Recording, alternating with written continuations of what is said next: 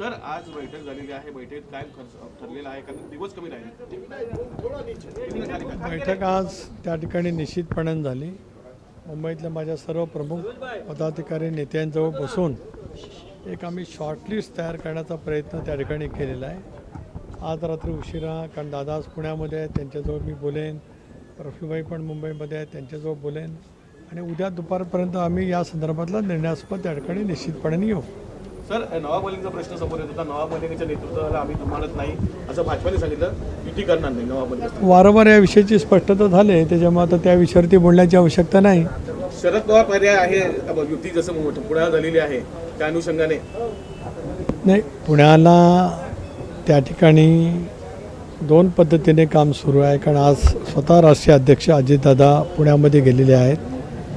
त्यामुळे तिथला संदर्भातला निर्णय जसं अगोदरच माननीय मुख्यमंत्री महोदयांनी घोषित केलं की पुणे शहरात, पिंपरी चिंचवड शहरामध्ये शिवसेना आणि राष्ट्रवादी काँग्रेस पक्षच प्रबळ पक्ष असल्यामुळे, भारतीय जनता पक्ष आणि राष्ट्रवादी काँग्रेस पक्ष हे दोन पक्ष प्रबळ त्या ठिकाणी असल्यामुळे आम्ही जर काय युती त्या ठिकाणी केली तर विरोधकांना आयतेच उमेदवार त्या ठिकाणी मिळू शकतात. हे अत्यंत योग्य असल्यामुळेच तिथे स्वतंत्रपणाने आम्ही निवडणुका लढण्याचा निर्णय हा घेतलेला आहे. भारतीय जनता पक्ष स्वतंत्रपणाने निवडणुका लढेल, राष्ट्रवादी काँग्रेस पक्ष निवडणूक स्वतंत्रपणाने लढेल. ते लढत असताना कोण कोण मित्र पक्ष त्या ठिकाणी जोडले जाऊ शकतात याचा पर्यायी विचार त्या ठिकाणी सुरू आहे. आणि एक बाबसुद्धा त्या ठिकाणी स्पष्ट होत असतानाच महायुती म्हणून आम्ही संबंध राज्यभरामध्ये आज काम करतो आहोत. काही ठिकाणी महायुती म्हणून सुद्धा आम्ही निवडणुका लढतो आहोत. त्यामुळे महायुतीच्या हिताला बाधा येणार नाही अशा पद्धतीने आम्ही निवडणुका त्या ठिकाणी निश्चितपणाने लढू. मुंबईचं अजून ठरत नाहीये. मुंबईमध्ये महायुतीमध्ये लढणार का कसं ऐकला मी सांगितलं ना की आज आता आम्ही माझ्या प्रमुख सहकाऱ्यांच्याजवळ बसून काही पहिल्या टप्प्याच्या यादीच्या निष्कर्षापर्यंत पोचलेलो आहोत. आज रात्रीपर्यंत किंवा उद्यापर्यंत या संदर्भातला अधिकृत माहिती माझा आणि आशिष शेलारांचा संपर्क चालू आहे, त्यावेळेला कळेल. नाहीतर मग उद्या संध्याकाळी किंवा परवापर्यंत आम्ही या संदर्भातला निर्णय घोषित करू. सर, पुण्यामध्ये दोन्ही राष्ट्रवादी एकत्र आल्यात, त्यामुळे प्रशांत जगताप यांनी राजीनामा दिला. आता ते काँग्रेसच्या वाटेवर आहेत.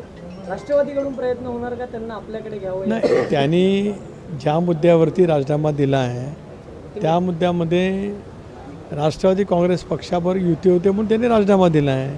त्यामुळे आता आम्ही त्यांना बोलवण्याचा प्रश्न उद्भवतच नाही. आपण हा प्रश्न विचारणं इतकं अप्रस्तुत आहे. आपण वारंवार कालपासून हे दाखवतात की प्रशांत जगतापांचा राजीनामा कशामुळे, तर राष्ट्रवादी काँग्रेस पक्षाबरोबरती आदरणीय पवारसाहेबांच्या राष्ट्रवादी काँग्रेस पक्षाची चर्चा सुरू आहे. या संदर्भात त्यांनी राजीनामा दिला असल्यामुळे आमच्याकडे बोलवण्याचा प्रश्न उद्भवतच नाही.